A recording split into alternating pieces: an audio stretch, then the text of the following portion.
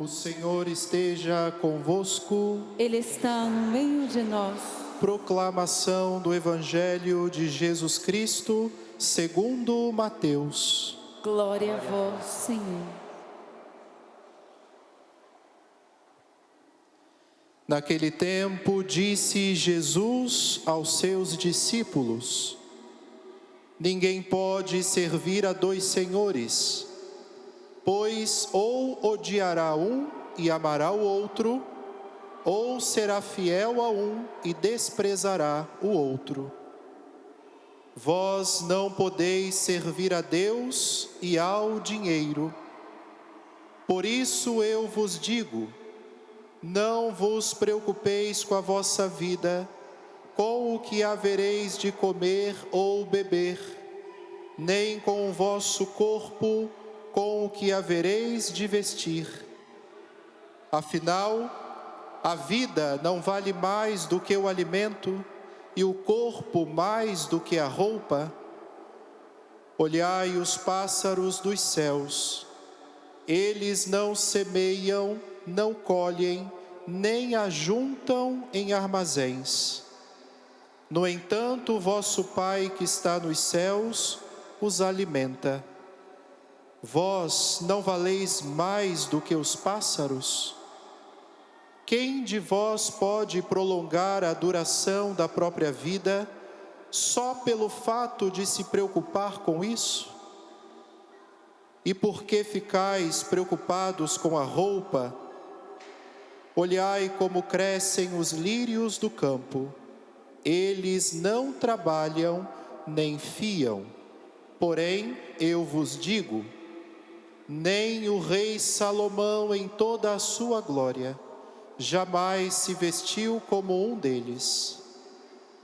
Ora, se Deus veste assim a erva do campo, que hoje existe e amanhã é queimada no forno, não fará Ele muito mais por vós, gente de pouca fé? Portanto, não vos preocupeis dizendo: o que vamos comer? O que vamos beber? Como vamos nos vestir?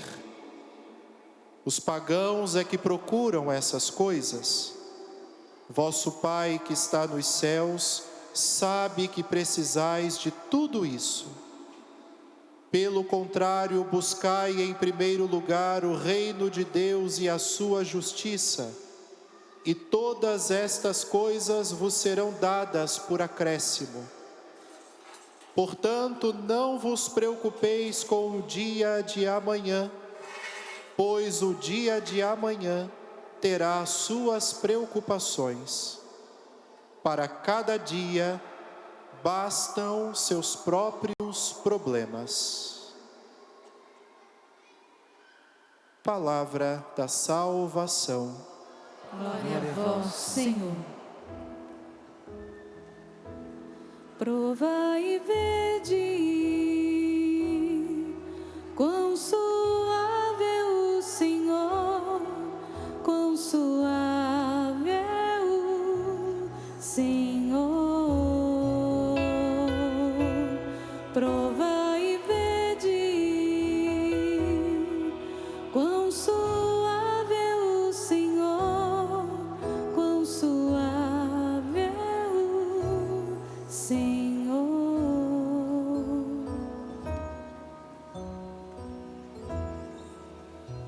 Meus irmãos, minhas irmãs, nós, neste dia, neste sábado, somos provocados pelo Senhor a partir da liturgia da palavra, mas também da celebração litúrgica da memória de São Luís Gonzaga, padroeiro da juventude e padroeiro dos seminaristas. Tem jovem aqui? Levanta a mão, joga. Eu, fala. Tem jovem aqui? Então aplauda a juventude aí, vamos aplaudir os jovens. Seminaristas tem, deve ter seminarista aí no meio também. Então hoje nós celebramos o padroeiro da juventude e dos seminaristas. Antes de chegar em Luís Gonzaga, eu gostaria de ver com você um pouco daquilo que é a revelação da palavra. Esse texto do Evangelho, para nós aqui na Canção Nova, ele é muito precioso, porque ele é um texto fundante. Quantas vezes o nosso pai fundador pregou sobre esse capítulo 6 de São Mateus para nós, principalmente naquilo que diz muito da nossa vida na Canção Nova, que é um dos nossos princípios de vida, chamado viver da providência. Viver na dependência total de Deus. E hoje, de uma maneira especial, eu gostaria de focar, dentro do contexto dos textos litúrgicos, em algo importante: a prevalência de Deus na minha vida, a prevalência de Deus na sua vida, a primazia do reino de Deus sobre as preocupações mundanas.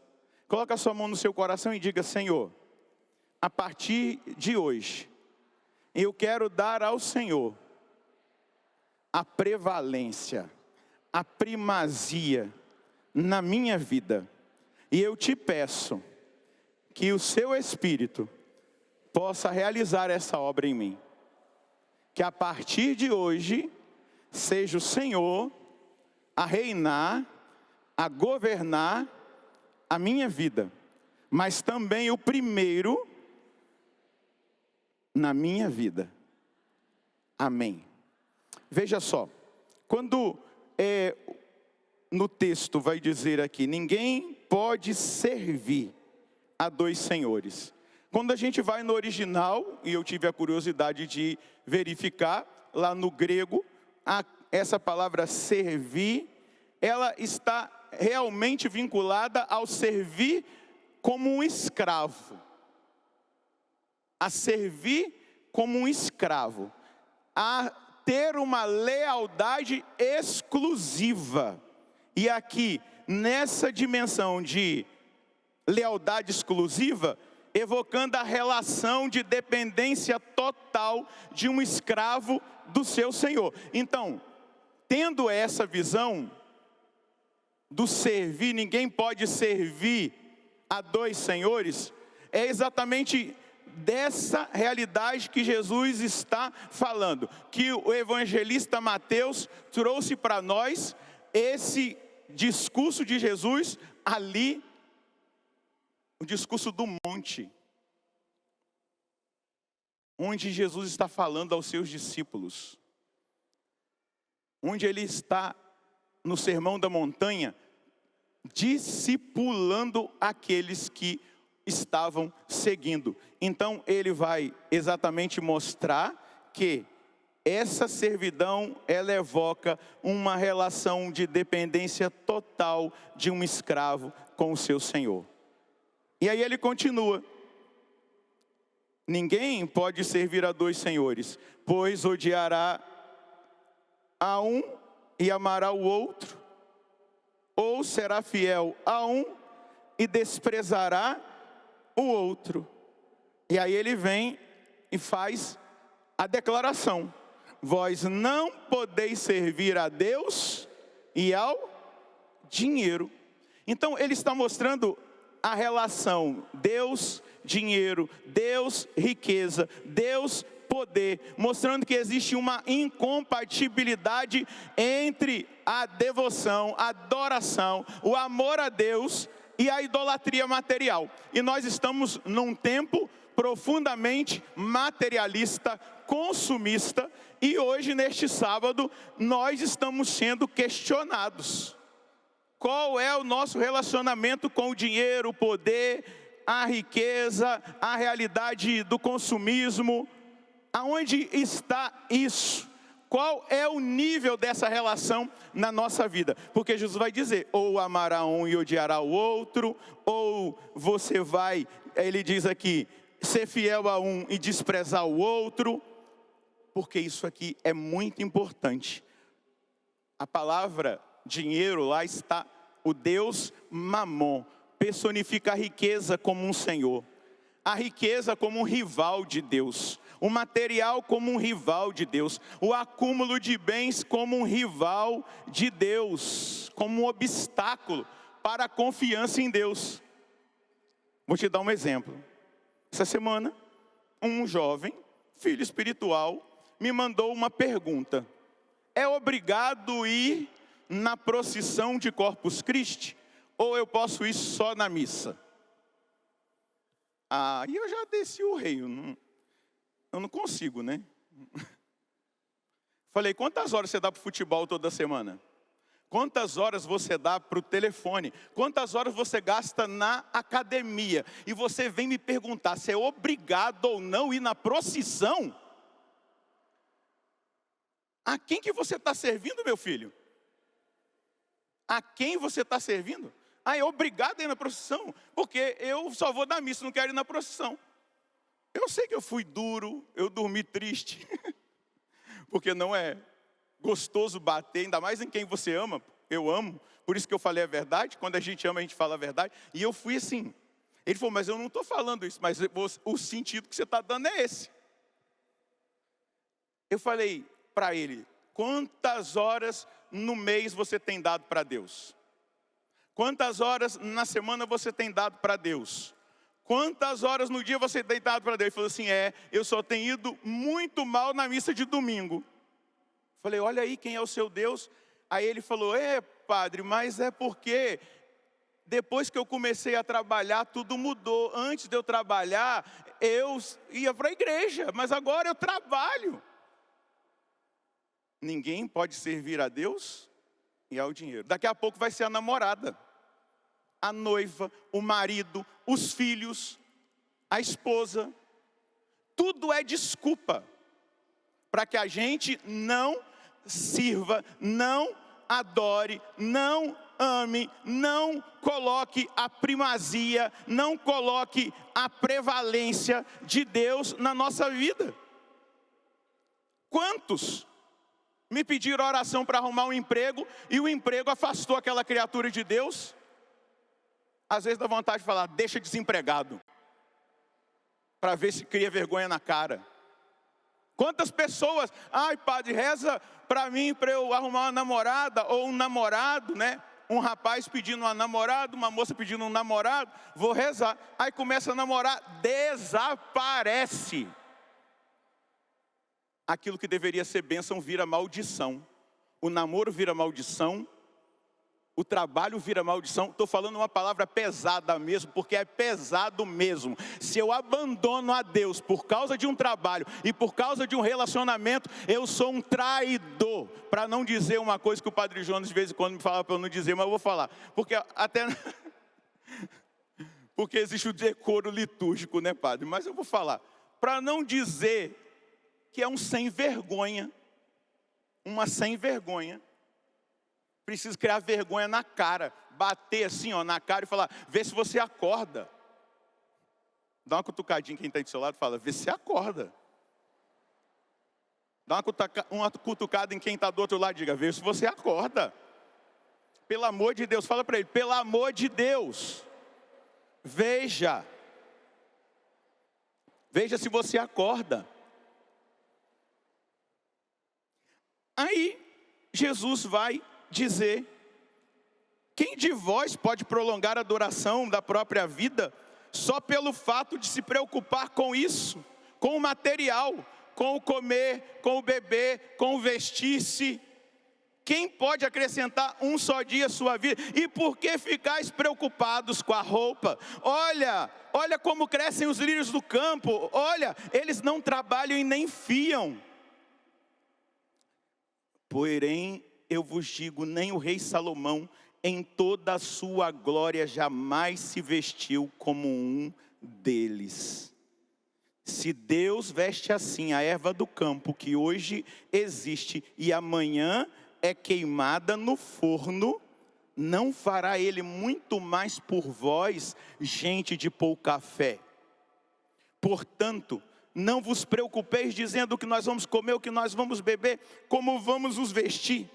São os pagãos que procuram essas coisas. Segura na mão de quem está do seu lado. Vou fazer um pouquinho isso, porque eu não vou deixar você dormir, né? Então balança a mão desse irmão e diga, os pagãos, é Jesus que está dizendo. Diga para ele, os pagãos é que procuram essas coisas, é que se preocupam com essas coisas, é que tem como primazia da vida deles essas coisas. Balança a mão desse mais, a gente não. Quem vai estar a partir de agora deste acampamento, fala, quem vai estar a partir de agora deste acampamento na primazia da sua vida, na prevalência na sua vida, é Jesus Cristo, aleluia. Eu acredito que é Jesus Cristo daqui para frente, amém?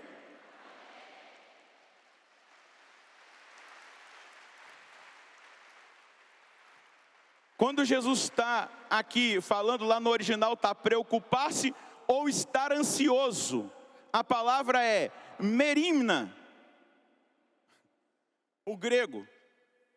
Cuidado ou ansiedade é uma preocupação excessiva que desvia a atenção do reino de Deus. Jesus não está condenando o trabalho, a gente tem que trabalhar. Jesus não está condenando conquistas materiais, não é isso. Não é isso. O que ele está condenando é a preocupação excessiva que retira a atenção do reino de Deus. Jesus não está dizendo aqui que você não pode adquirir um bem material. Jesus não está dizendo aqui que você não deve fazer uma faculdade. Jesus não está dizendo aqui que você não deve trabalhar. Ele só está dizendo aqui que aqueles que colocam uma preocupação excessiva sobre essas coisas têm a sua atenção desviada do reino de Deus. Do principal. É isso que ele está dizendo. Jesus, ele está nos levando a uma reflexão. Como está a nossa fé? Onde nós temos colocado a nossa confiança total? É nele? É no reino de Deus? Ou são nessas realidades que muitas vezes realmente nos roubam? E quantas pessoas vivem ansiosas, muitas pessoas vivem aí atordoadas, com pensamento atormentado, porque começaram a servir a Mamon, entraram no consumismo, começaram a comprar coisas desnecessárias que não eram adequadas à sua renda. Passou na televisão, pronto. E o pior que hoje tem o Tigrinho e o Betis. Gente, eu atendi um jovem na semana passada que ele teve que vender o carro dele e alguns bens que ele tinha adquirido, porque de Betis ele gastou 100 mil reais. Eu não estou falando que é 100 reais, não. 100 mil reais. Você está entendendo o que é isso? De Tigrinho e de Betis. Essa desgraça é uma desgraça para dominar a sua vida e a vida dos filhos de Deus com a dopamina. É uma geração dopamínica que está totalmente dopaminada e não enxerga. Vai. Esse foi 100, eu já atendi um de 30, eu já tenho. Segura na mão de quem está do seu lado e diga, aguenta firme. Segura a mão dele, diga, se você colocar Deus como a primazia, se Ele for o primeiro, o Senhor de tudo, na sua vida, Jesus está dando uma garantia. Dá o melhor sorriso que você tem para essa pessoa que está do seu lado, diga, Jesus está dizendo assim, balança a mão dele, diga Mateus 6,33. Diga aleluia, calma aí, não aplauda não. Pode aplaudir então, começar aplauda. Segura na mão desse irmão agora, completa aquilo que eu quero que você fale para ele, diga, a partir de hoje, decoreba, Mateus 6,33. Qual é o versículo e o capítulo? Agora você pode dar boa notícia para essa pessoa que está do seu lado? O que é esse versículo? Pode? buscar em primeiro lugar o reino de Deus e a sua justiça, e tudo mais vos será dado em acréscimo. Tudo mais vos será dado em acréscimo. Não tem sensação melhor do que amar e adorar e colocar a Deus em primeiro lugar, e você ter uma fatura para pagar que ela corresponde com o valor daquilo que você ganha. Que você não ultrapassou a sua fatura. Claro, se for necessidade, a pessoa ficou doente, precisava comprar um remédio, beleza, Deus te abençoe, glória a Deus. Mas se foi por consumismo, preocupações, ansiedade, turbulência, olha quantas famílias desestruturadas por causa desse tipo de coisa, desse materialismo. Então Jesus está dizendo para nós, é o reino de Deus, é o governo soberano de Deus, é a presença de Jesus, é Ele na nossa vida, é a sua justiça, é a retidão, é a retidão moral e é a fidelidade à vontade de Deus, superando aquilo que é a justiça dos escribas e dos fariseus. É Deus que provê o necessário de cada dia. Amém? Cada dia. Qual é o capítulo e o versículo? Agora eu que tenho que aplaudir você, ó, espera aí. Agora deixa eu ver se tá bom. Qual é o texto?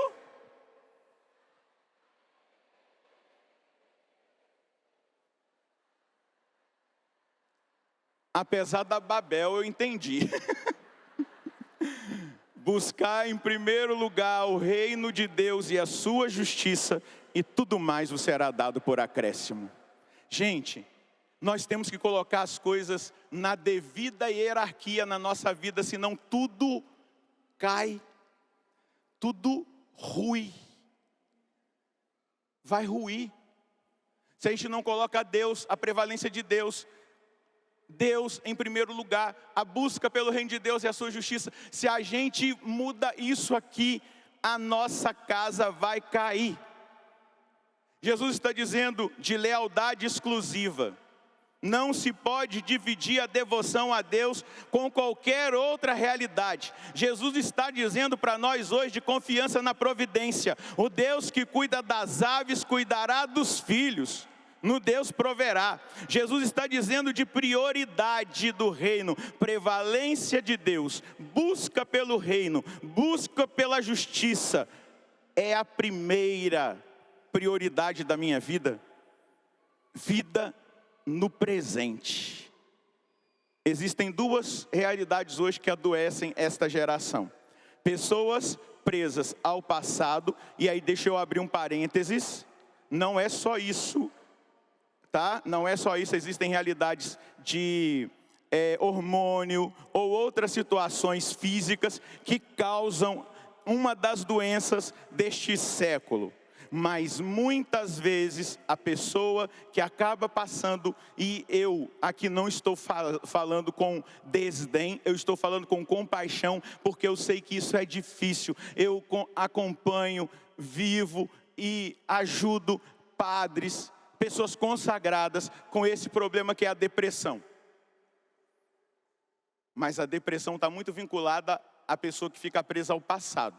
Uma mágoa, um ressentimento, uma dor não curada, uma situação que aconteceu. Como eu estou dizendo, é muito largo o estudo. Então pode ser hormônio, eu já atendi pessoas com depressão hormonal, eu já atendi com realidades físicas. Mas aqui nós temos uma tendência, ou de ficar no passado, ou de ficar no futuro, e nunca viver o presente. O futuro está vinculado com essas preocupações, com esta ansiedade que Jesus está dizendo. A ansiedade pelo futuro é inútil, pois cada dia traz os seus desafios. E Deus vai dar a graça para cada dia, se Ele é o primeiro, se Ele está com a primazia na minha vida, Ele tem a prevalência na minha vida, Ele vai me dar tudo o que eu preciso para cada dia. Bata no seu peito e diga: Jesus vai me dar tudo o que eu preciso para cada dia. E eu hoje declaro que eu aceito, Jesus, tudo o que eu preciso para cada dia. Amém.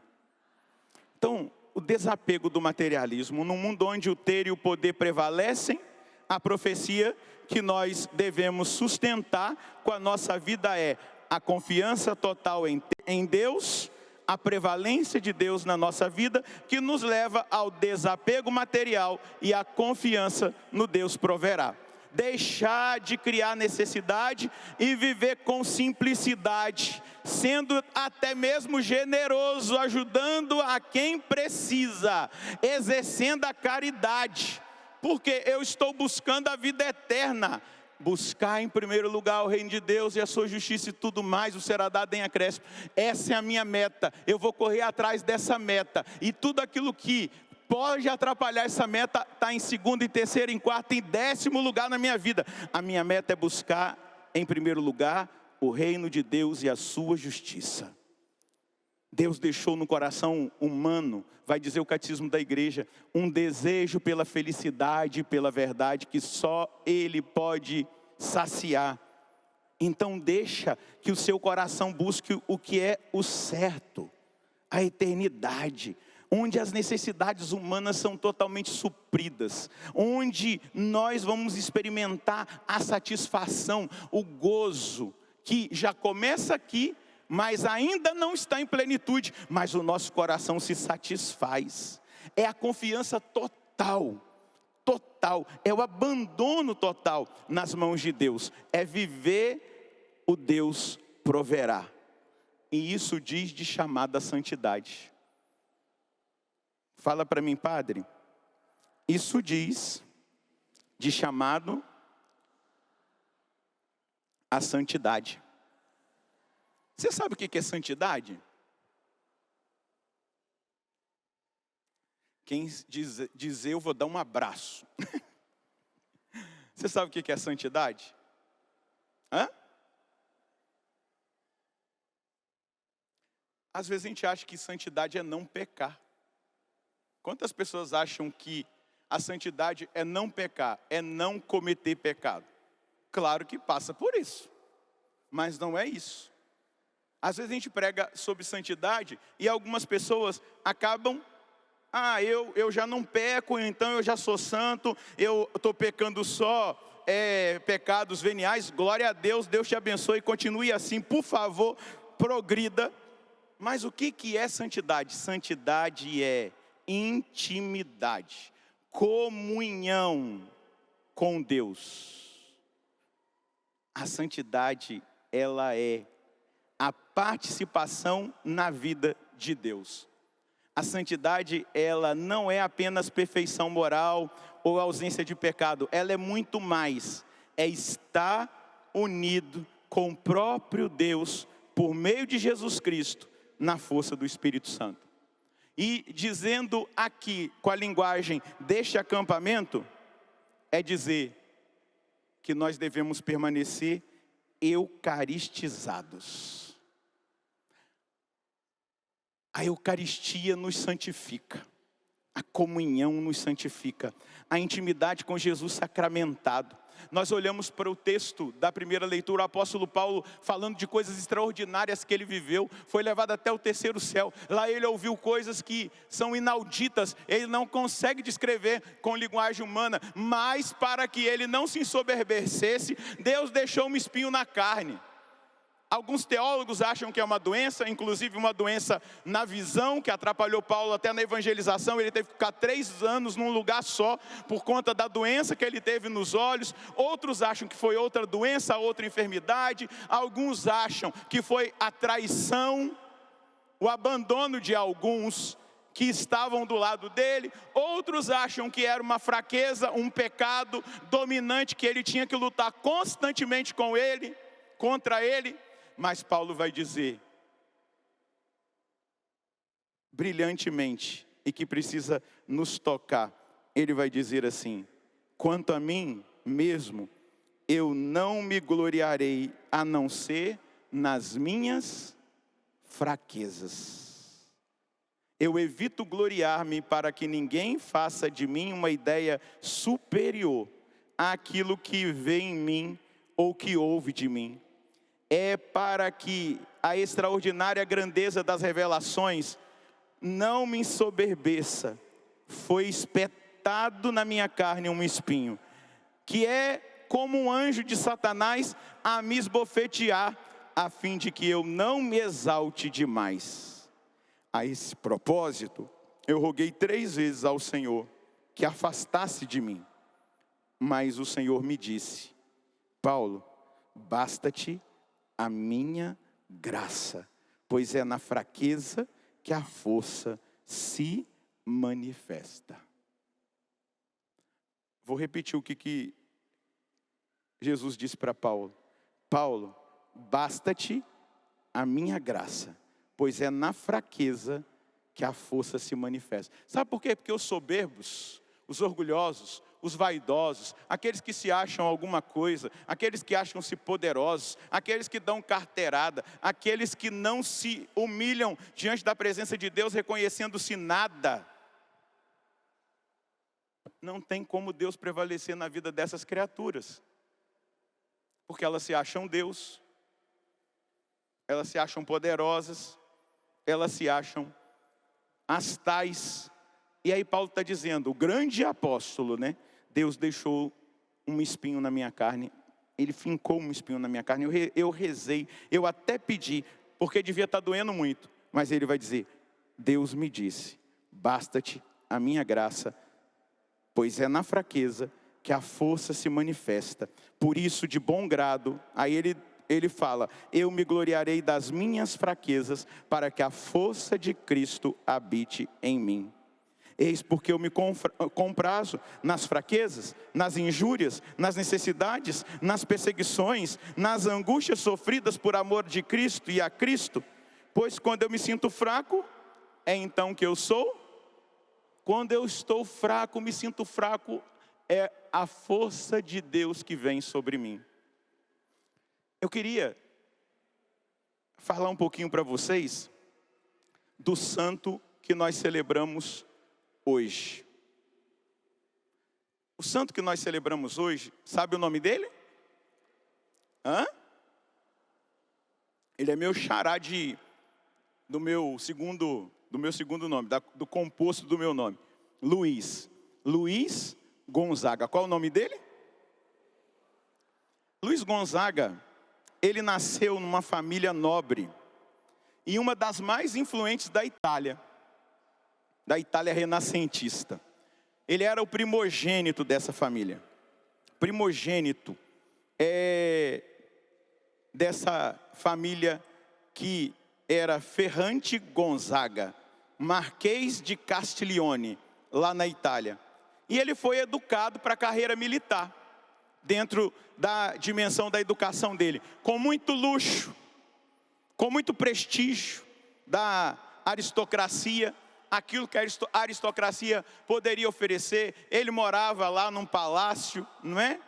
Porém, a sua mãe, a mãe de Luiz, o educou na fé católica, ensinando Luiz a amar a Deus, a Jesus, a temer a Deus e a ser católico.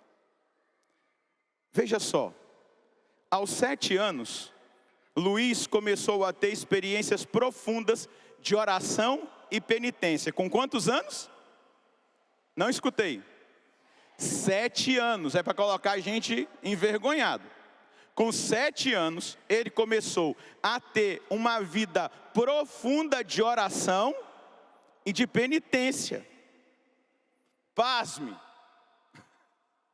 Com 9 anos, ele fez um voto de castidade perpétua. Diga comigo, 9 anos. A nossa geração, eu não sei nem se eu posso falar isso, mas eu vou falar. Na nossa geração, existe uma loucura nós estamos chegando num nível de loucura, que ou a humanidade vai chegar no ponto e voltar, ou vai implodir-se. Vou dar um exemplo. Eu fui pregar lá nos Estados Unidos, numa região lá, e aí uma família veio conversar comigo que estava tirando o filho deles de uma escola, porque lá naquela escola existiam algumas crianças que não se sentem mais humanas, são gato.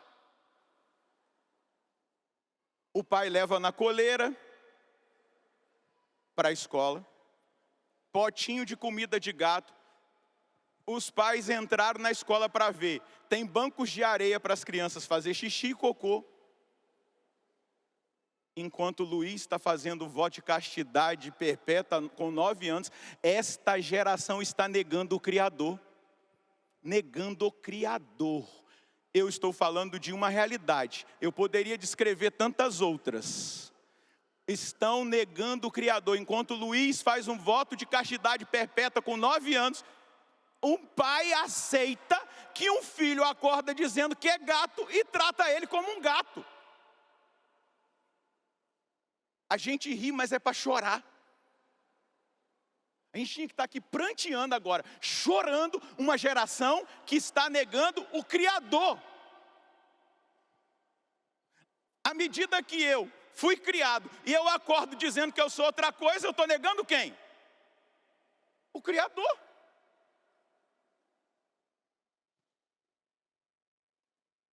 Estou bravo. Estou brincando. Aos 9 anos ele fez voto de castidade perpétua. Aos 12 anos ele fez a primeira comunhão das mãos de São Roberto Bellarmino, que foi o diretor espiritual dele. Com 16 anos ele tomou a decisão de abdicar de todos os seus direitos ao marquerado e ingressar na companhia de Jesus contra a vontade do seu pai. 7 anos, ele já está numa vida de oração e penitência. 9 anos, ele faz um voto perpétuo de castidade.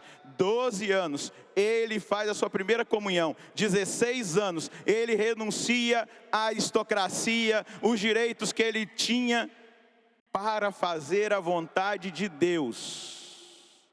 Para fazer a vontade de Deus. Com 21 anos, ele morre. Esses dias eu tive que passar pela dor de atender um pai e uma mãe que perderam um filho. Perderam um filho de uma forma assim, muito difícil.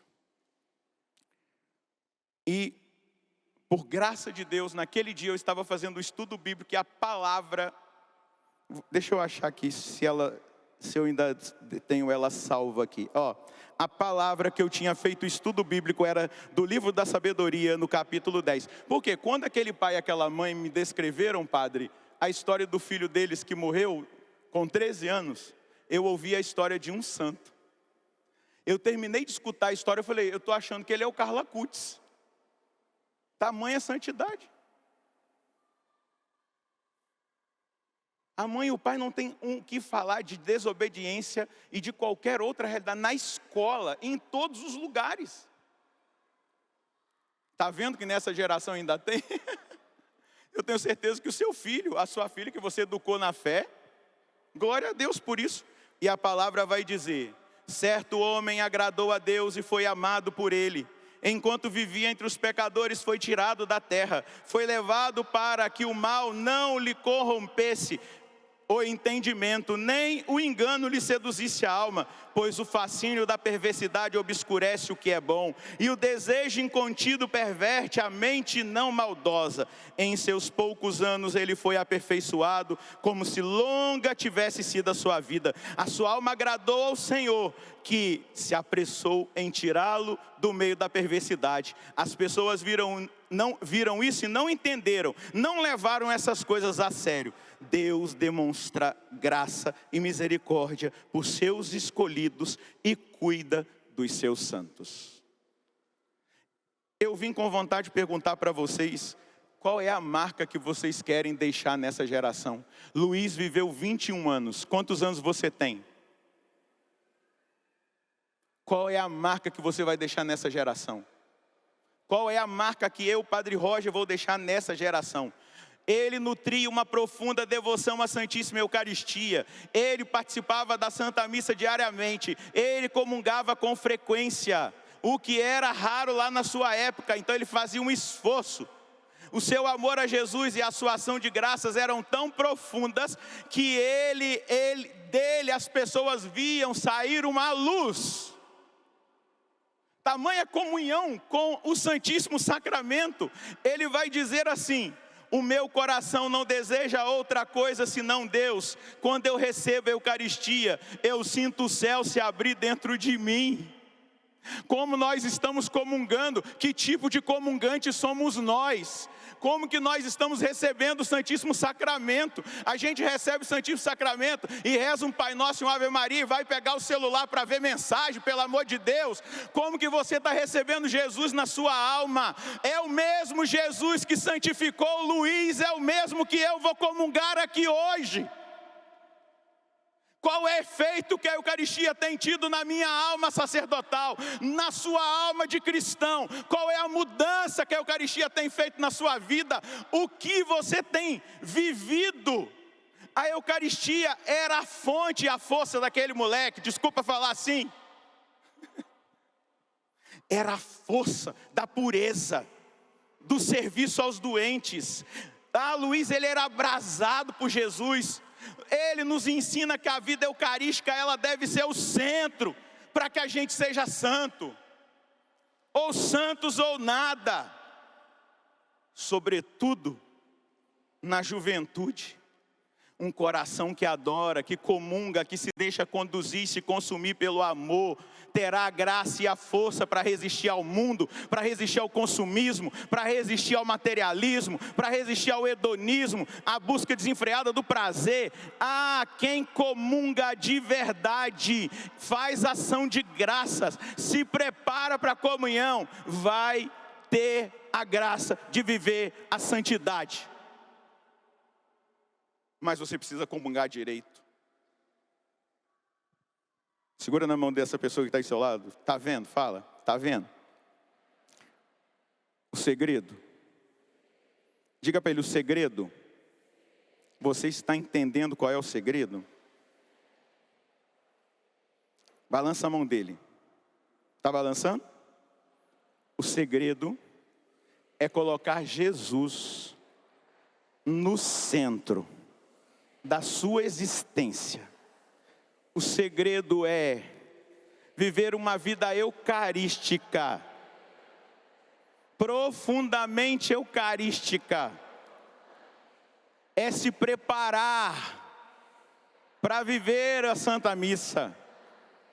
É fazer uma boa ação de graças. Balança a mão desse irmão e diga: eu sei que logo que termina a canção da comunhão, vai ter o oremos, os avisos, a bênção. Mas se você desejar uma intimidade maior, você não vai sair correndo.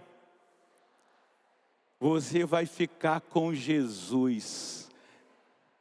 E Ele vai ficar com você. E eu te garanto,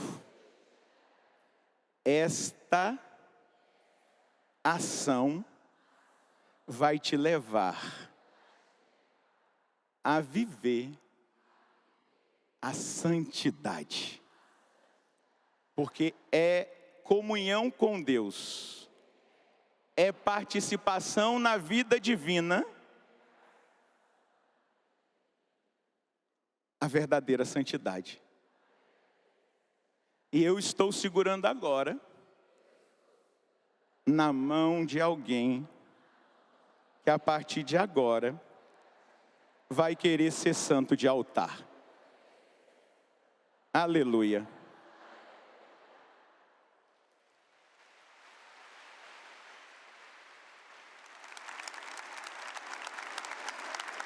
São Roberto Bellarmino vai dizer de Luiz: nunca houve neste jovem o menor indício de uma falta voluntária contra a virtude da castidade.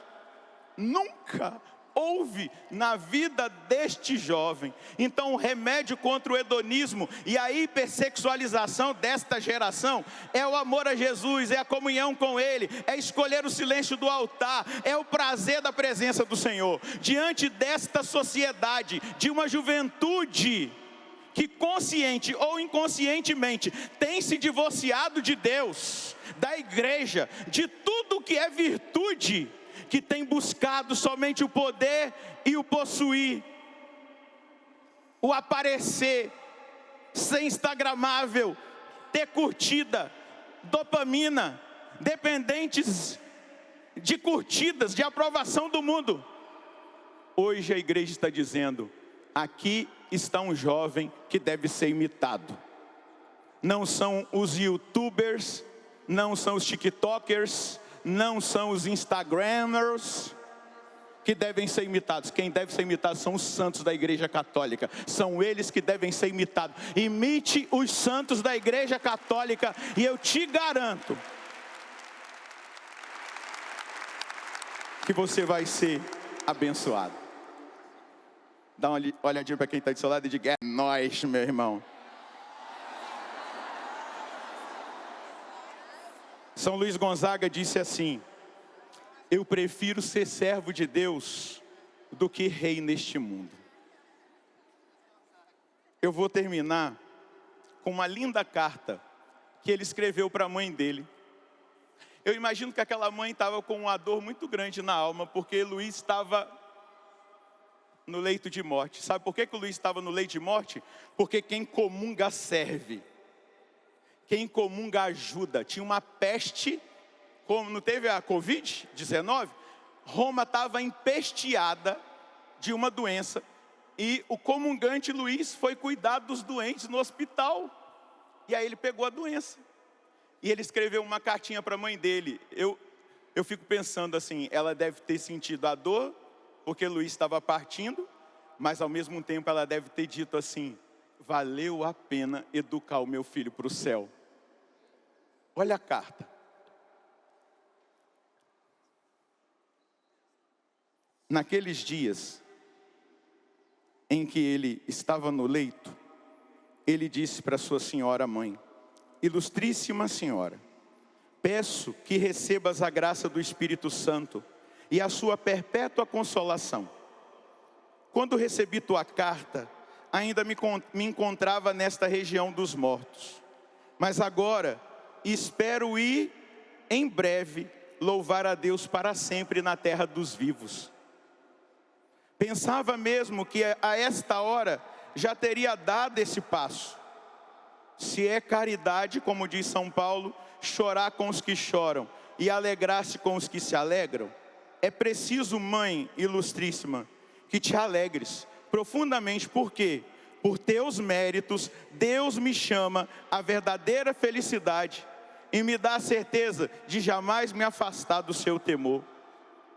Na verdade, ilustríssima senhora, confesso-te que me perco e arrebato quando considero na sua profundeza, a bondade divina. Ela é semelhante ao mar sem fundo nem limites, que me chama ao descanso eterno por um tão breve e pequeno trabalho, que me convida e chama ao céu para ir me dar aquele bem supremo que tão negligentemente eu procurei. E me promete o fruto daquelas lágrimas que tão parcamente derramei. Por conseguinte, ilustríssima senhora, considera bem e toma cuidado em não ofender a infinita bondade de Deus. Olha a preocupação dele, de na hora da morte dele, a mãe ficar com raiva de Deus. Não ofenda, minha senhora, a bondade de Deus. Isto aconteceria se... E aí ele vai dizer, olha isso aqui. ele vai dizer que ela vai ofender a Deus. Isso aconteceria se chorastes como morto, aquele que vai viver perante a face de Deus e que com a sua intercessão poderá auxiliar-te incomparavelmente mais do que nesta vida.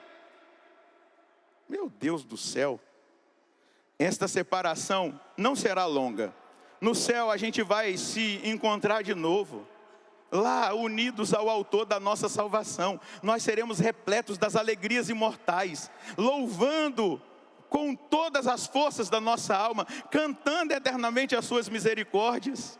Se Deus toma de nós aquilo que havia emprestado, assim procede com a única intenção de colocá-lo em lugar mais seguro e fora de perigo, e nos dar aqueles bens que desejamos dele receber. Disse tudo isso, ilustríssima senhora, para ceder ao desejo que eu tenho de que tu e toda a minha família considereis a minha partida como um feliz benefício. Que a tua bênção materna me acompanhe na travessia deste mar, até que eu alcance a margem onde estão todas as minhas esperanças. Eu escrevo isso com alegria, para dar-te a conhecer que nada me é bastante para manifestar com mais evidência o amor e a reverência que eu te devo, como um filho deve à sua mãe.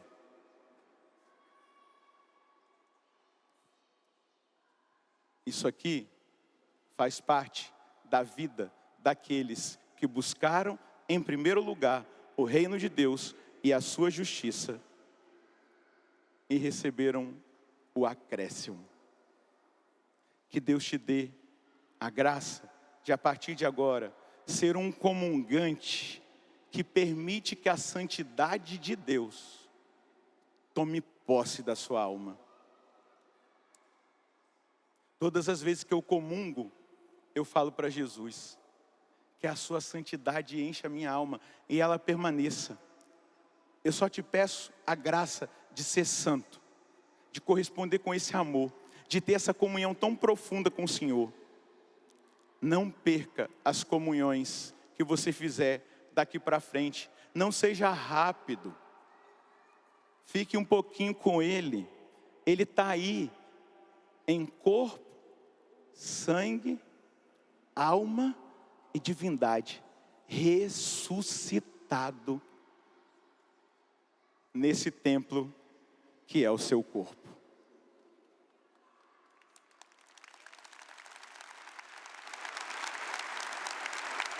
Fica só um instantezinho de pé. Dá uma respirada funda, diga: Deus maravilhoso. Fala para quem está do seu lado, diga: Deus é maravilhoso. Deus é tremendo. Deus é tremendo. Segura na mão desse irmão agora um pouquinho. Feche os seus olhos.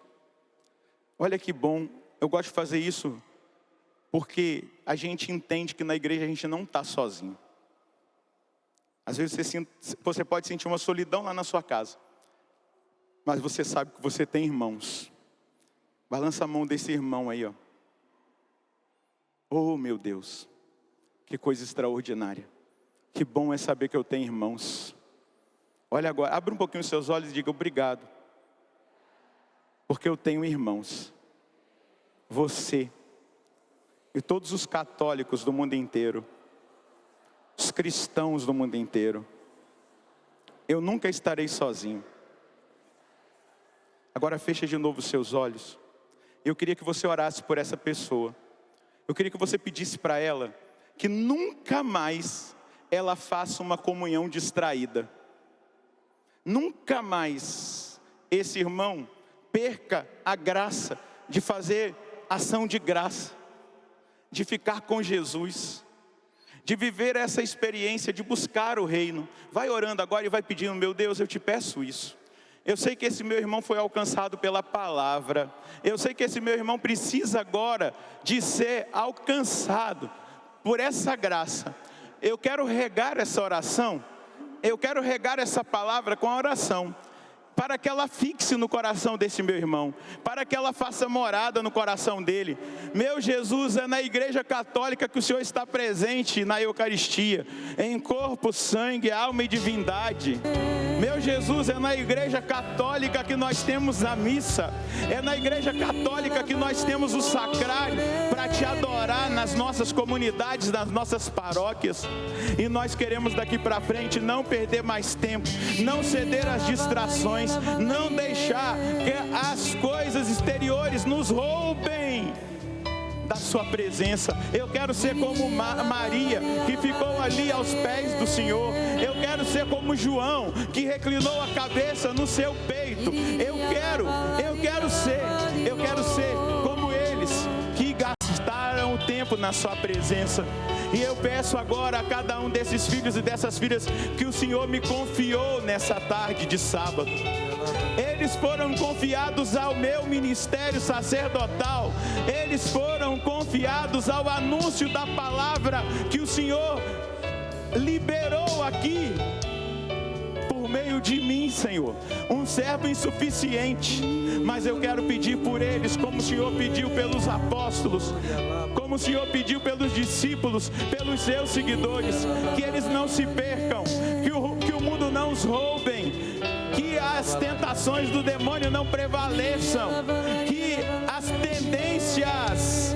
tendências carnais, as paixões não os dominem, mas que a partir de hoje, na centralidade da Eucaristia como projeto de vida, como vida eucarística comungante, o Senhor possa ir santificando, gerando santidade, gerando comunhão, gerando experiências cada vez mais profundas. Eu peço isso pela intercessão de São Luís Gonzaga.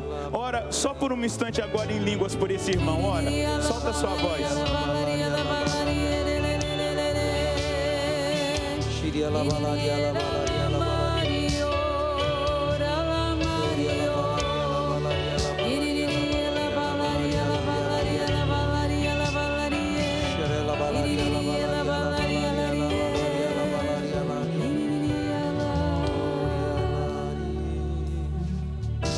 E eu, como sacerdote, eu sei que não está previsto isso na liturgia, mas eu, como sacerdote, nessa hora, eu quero selar a obra que o Senhor realizou na sua vida, no nome do Pai, do Filho e do Espírito Santo. Amém. Agora pode aplaudir esse Jesus amado das nossas almas, desejado das nossas almas, adorado das nossas almas. Aplauda Luís Gonzaga, que nos ensina a ser homens e mulheres eucarísticos. Louvado seja nosso Senhor Jesus Cristo. Para sempre seja louvado.